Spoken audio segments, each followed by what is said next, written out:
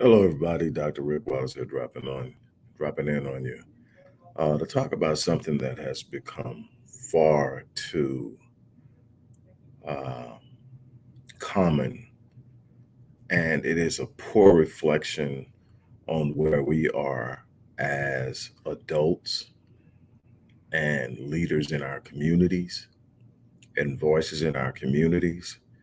And I have been hounding on it and talking about it for years. It has become more increased and prevalent in my discussions because it's become such an urgent matter. And that is how quick and senselessly our children are dying due to senseless violence in the communities in which the vast majority of our people live. I don't know if it's simply a sense of detachment. I don't know if it's indifference solely. I don't know if we're just that aloof and disconnected to the reality of what's going on, or if we simply feel hopeless and we're watching it from the outside and shaking our heads as if there's nothing we can do. I've been telling you about this violence for I don't know how long. I've offered all types of solution based on my knowledge, my experience, my research, um, and what we've seen to work with the work we do in the community. And there's been literally little to no response. Uh, I just read um, an article sent to me by my partner Tiffany, who you've seen on here with me, where three teenage girls between the ages of 15 and 16, and a 9-month-old child who was with them, were all shot. All they were sitting in a car at a gas pump at a gas station, and the car pulls up on side of them and fires off into the car. Uh, the preliminary report says that the driver of the vehicle fled. At the time that the article was written, the driver had not been apprehended. I put a little excerpt from the article in the description box so that you can see it. Those of you who will view this as a recorded playback will see the thumbnail of these two babies, um, beautiful young ladies, and they are now gone. Their names are Felixis Buchanan and Brianna Woods. Felixis was 15, Brianna was 16. The other young lady who was injured, I am not sure of her name, but she had a 9-month-old child with her who was also injured, but in not neither one of their injuries were life threatening. They were taken to the hospital and treated. What am I getting at here? What I'm getting at is we have a problem that is becoming increasingly uh, urgent beyond what was already urgent. I mean, the loss of one child should be enough. The loss of life for one child is more than should be acceptable. The one thing that we should have are streets and communities in which our children can exist in safely.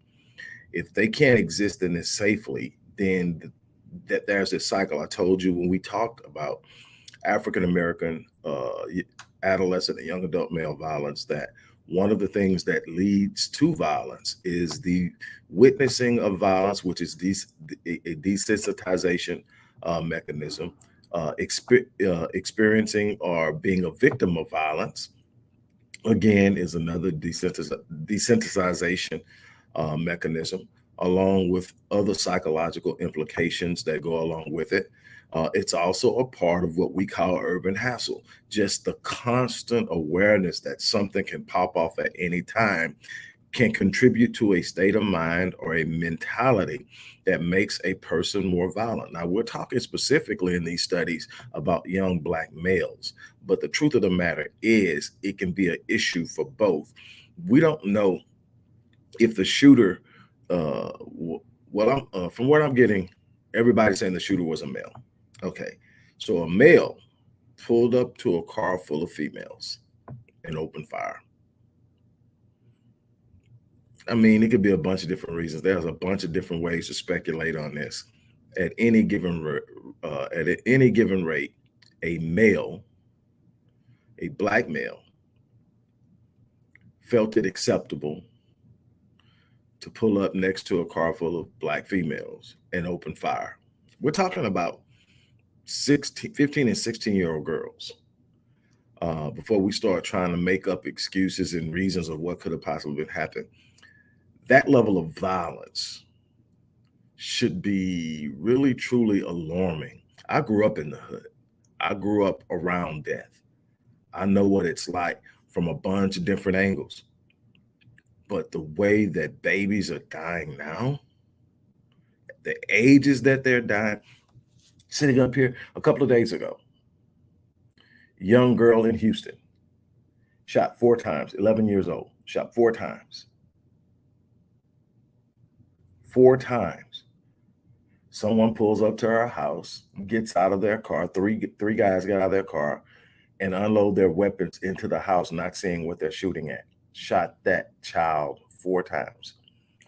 Fortunately, the last I heard, she was still alive and recovering, but she was in critical condition.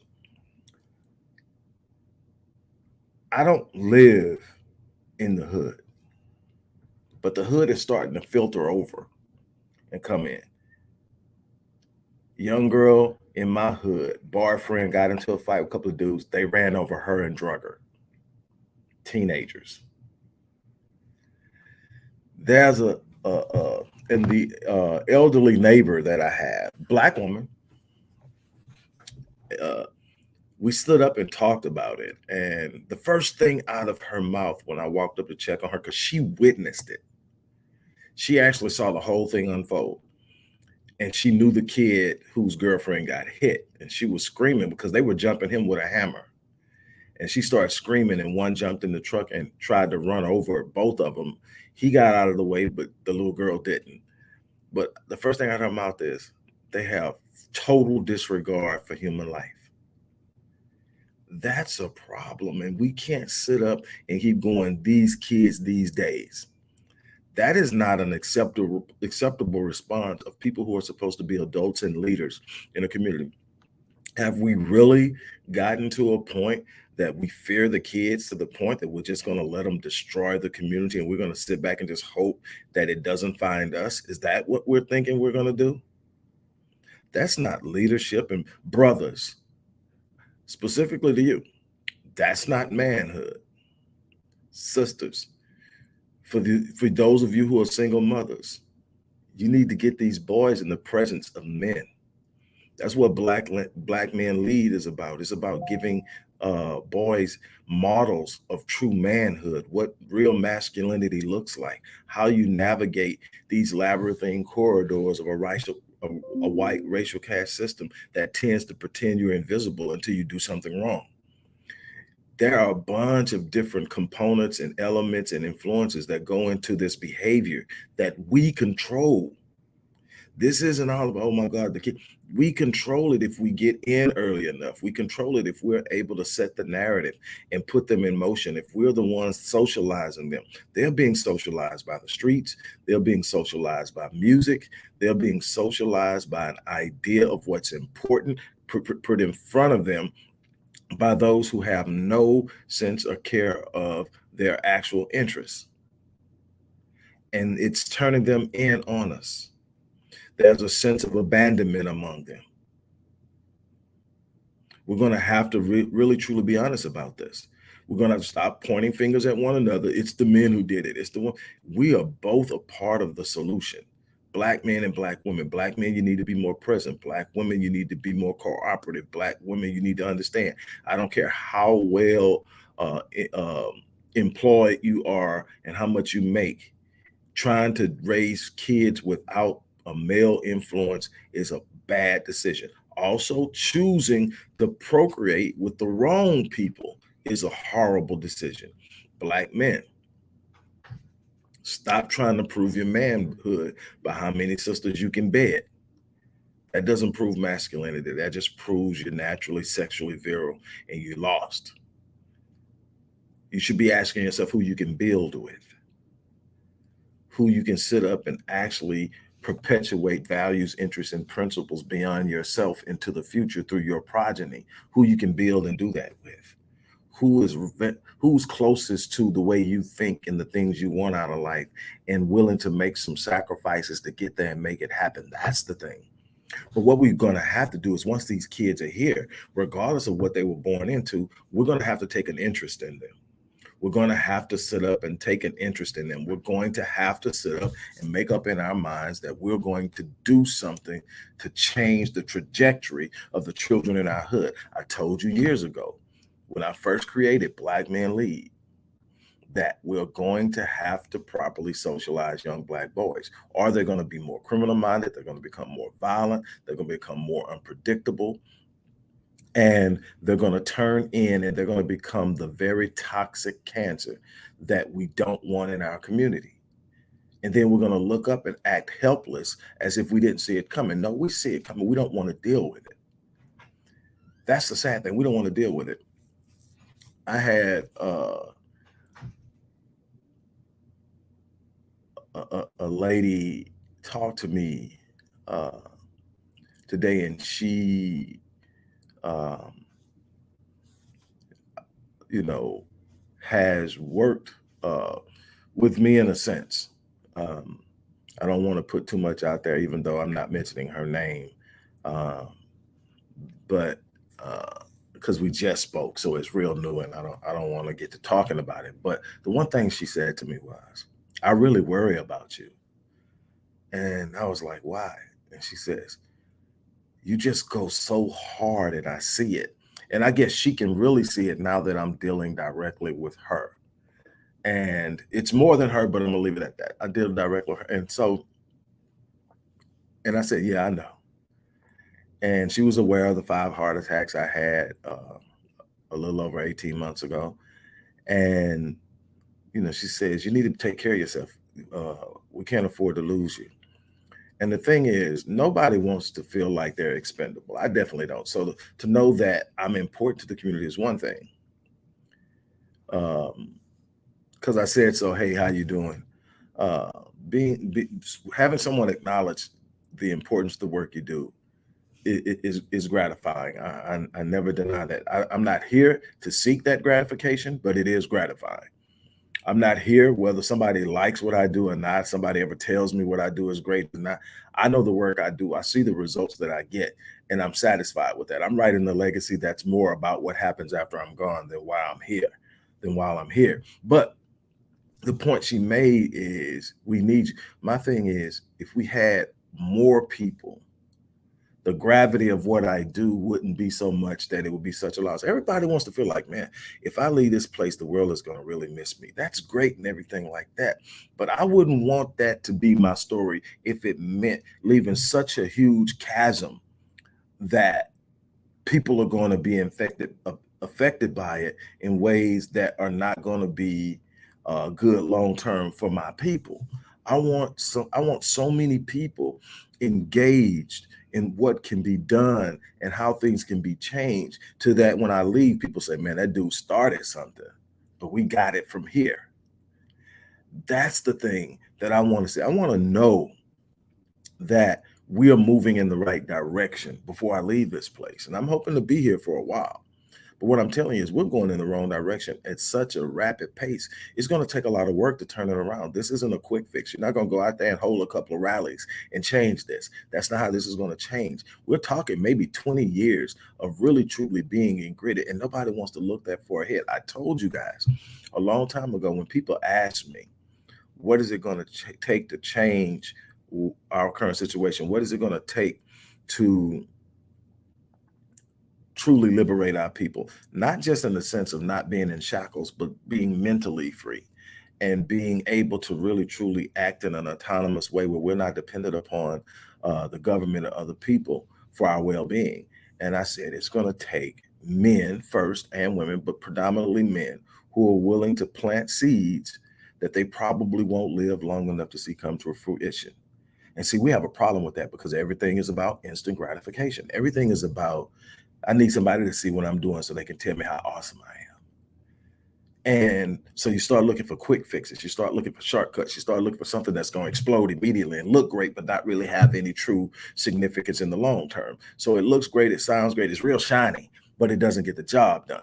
And see, that's the problem we have. We're going to have men and women, especially men, who are willing to plant seeds that they will probably not live long enough. How do you plant those seeds? It's by taking little 4-year-old boys and putting them in a program that lasts until they're 30, that gives them at the age of 13 a rite of passage ceremony that says, okay, this is where you step into your gradual assumption of male responsibility, where you start growing into a man at 13. We're going to prepare you for it all the way up until 13. At 13, you start to walk in it. You start to behave differently. You start to walk into what you've learned your whole life you were meant to be.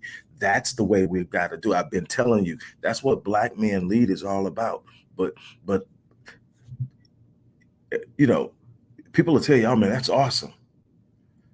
We need more than awesome. We need people involved. We need people who care. We need people in the community ready to take these programs and apply them. We need people to sit up and understand the gravity of what we're talking about. I'm tired of every day getting emails and phone calls about babies. Oh, and I get the other side about babies being killed and shot. I get the other side too. My son just made a real bad mistake and now he's locked up. Can you help him? And nothing more. I want you to help him and work with him because he did this and because he did that. I would have really loved to have gotten him 5 years ago. I would have really loved to have gotten him 7 years ago before he got to this point, before he made that choice, before he made that decision. But at the same time, I'm going to see what I can do to help him get a grip on it. And maybe, if what he's done is not so horrible that it's beyond the point of redemption and he can't re-enter the society, at least he'll have a sense of the identity of who he is. And maybe he can do something from where he's at. But, you know, I mourn those who we lose that are gone, not just gone to death, but gone to a system that's going to do everything it can to institutionalize them into criminality, into a deeper criminal mindset, into a deeper sense of or desire or need for violence. It's going to take them further and further away from their true identity, further and further away from what they were designed and meant to be. And then that's going to leave us with more and more men who are absent in the community. We're already at a deficit. So we're killing off babies, male and female. Then we're losing other babies or young boys because these aren't even grown men yet. And then we still have some young adult males that we're losing. And these young adult males are leaving behind progeny that are going to probably follow in their footsteps because that's how the cycle works. That's the intent of the cycle, to rob the community of men and leave behind boys who become destructive, to sit up and normalize a culture of violence where your manhood is measured by the intensity of your violence. It's what they're growing up in. They think when somebody's afraid because they walk by strapped, that that's respect. That's not respect. Respect is when someone cares about you and knows what you do and has an appreciation for what you do at the level you do it in, and they have a certain reverence for you because of who you are, not fear. The truth is, fear begets violence. The wrong person afraid of you, you might be in jeopardy. I know far too many people died because people were afraid of them. First chance they got to shoot them in the back of the head, they did.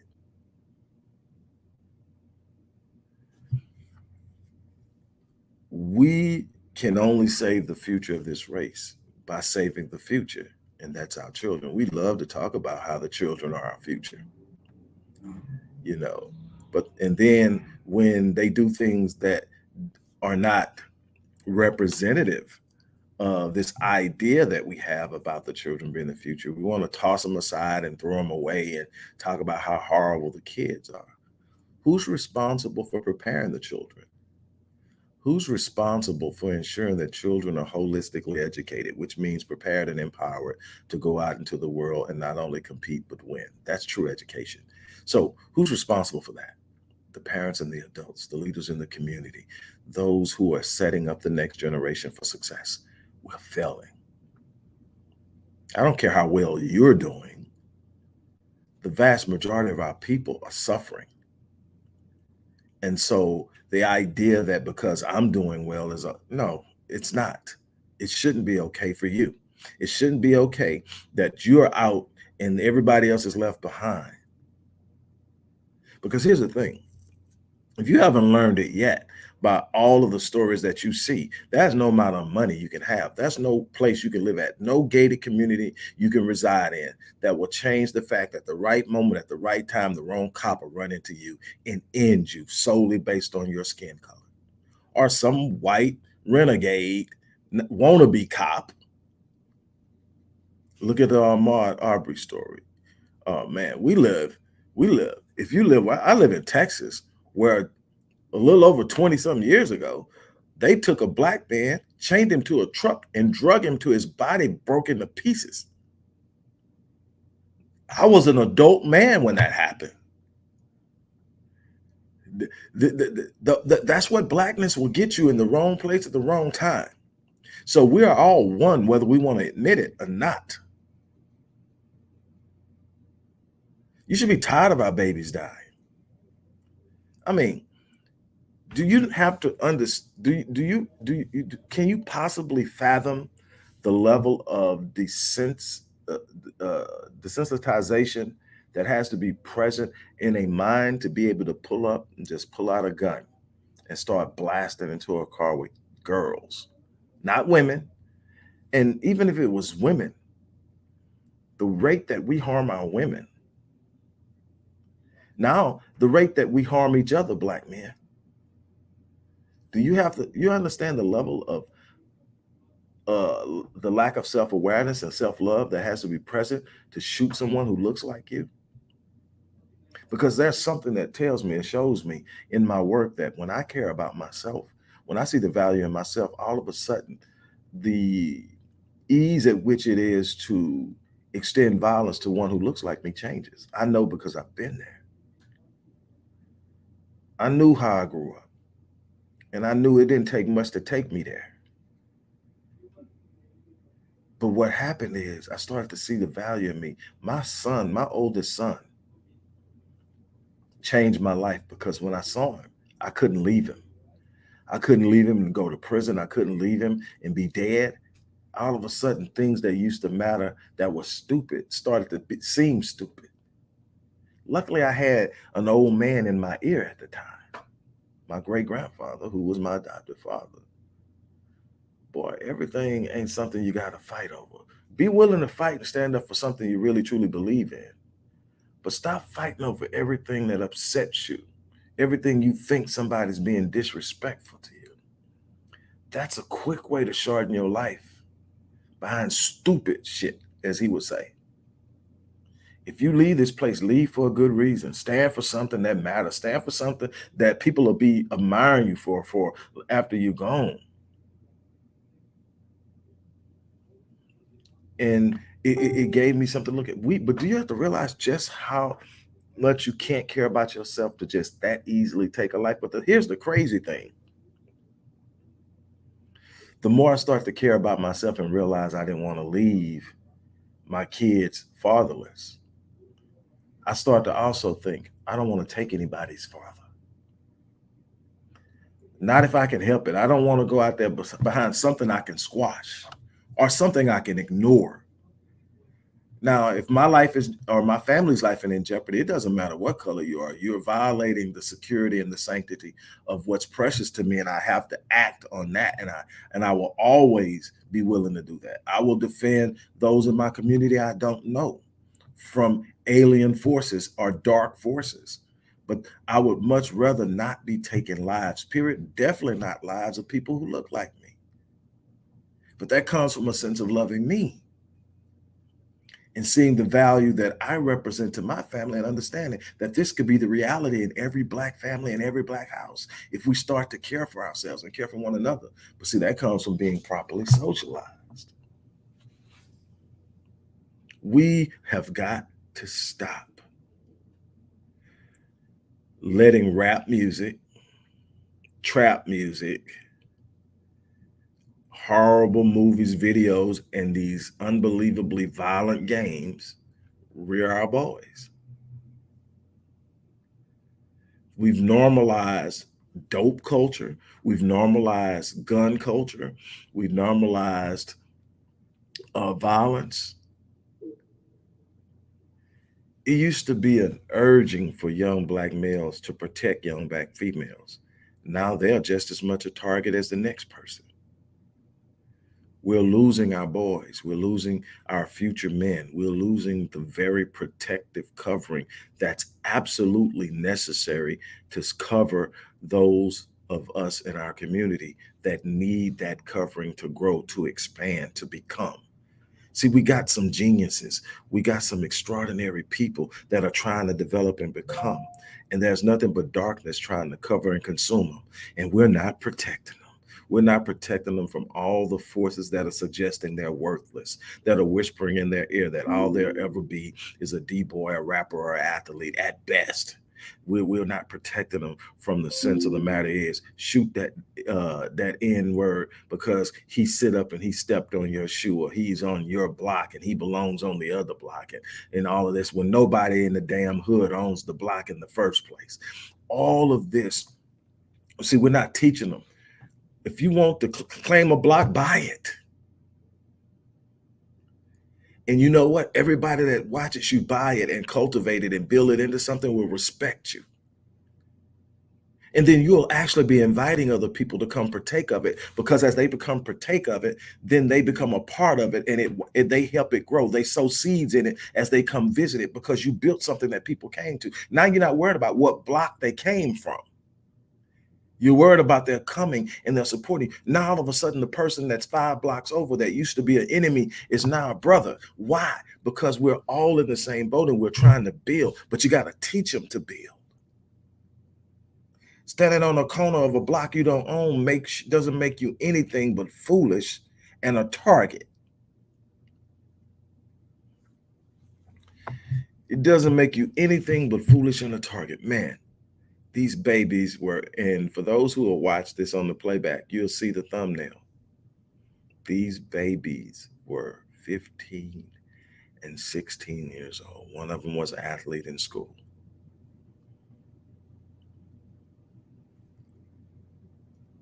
Just gone. Little girl in Houston, 11 years old, shot 4 times. They just pull up to the house. 3 guys jump out and start shooting.